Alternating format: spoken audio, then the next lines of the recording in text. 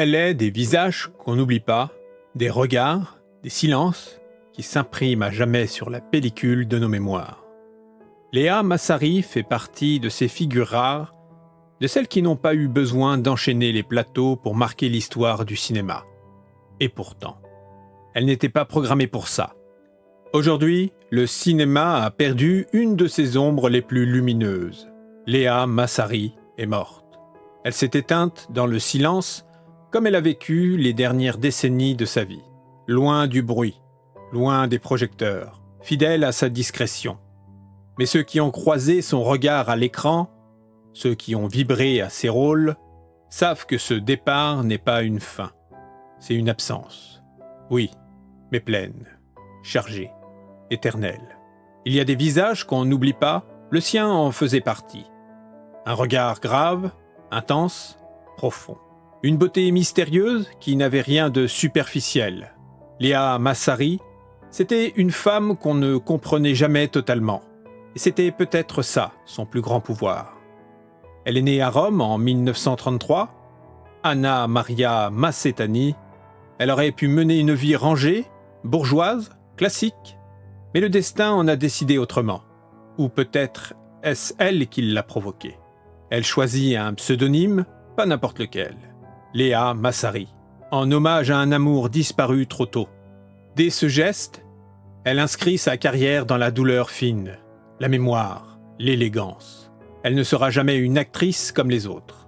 En 1960, elle entre dans l'histoire avec l'Aventura, d'Antonio. Elle y joue Anna, une femme qui disparaît sur une île volcanique, dès les premières minutes. Et pourtant, tout le film tourne autour d'elle.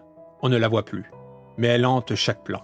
Une prouesse, une révélation, un tour de force. C'est ça, Léa Massary. La force du manque, la présence de l'absence, l'art de faire ressentir sans parler. Les années 60 et 70 la consacrent comme l'une des grandes figures du cinéma européen. Chez Claude Sautet, elle est bouleversante dans les choses de la vie. Catherine, femme amoureuse, lucide, blessée. Une élégance blessée, une dignité dans la douleur. Face à Michel Piccoli, elle n'a pas besoin de surjouer.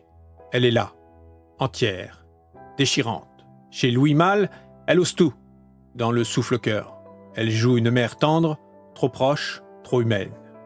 Un rôle risqué, mais entre ses mains, jamais malsain. Toujours juste, toujours vrai.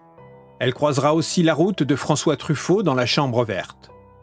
Un film qui parle de deuil, de fantômes, de ceux qu'on veut pas laisser partir. Un rôle taillé pour elle. Parce que Léa Massary, c'était aussi ça.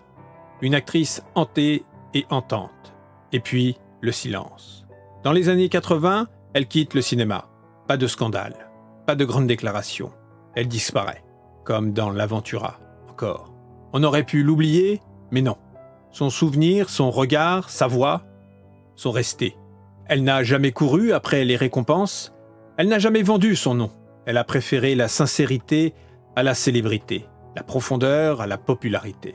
Et c'est pour ça qu'aujourd'hui, des décennies plus tard, son départ nous touche si fort. Léa Massary, ce n'était pas une actrice de surface. C'était une femme d'abîme.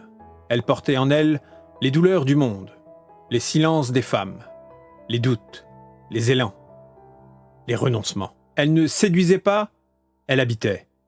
Elle ne jouait pas, elle irradiait. Et maintenant qu'elle n'est plus, on se rend compte de l'empreinte qu'elle laisse. Pas une trace criarde, une empreinte fine, comme une poussière d'or sur une pellicule ancienne. Léa Massary, disparue pour de bon, mais présente pour toujours.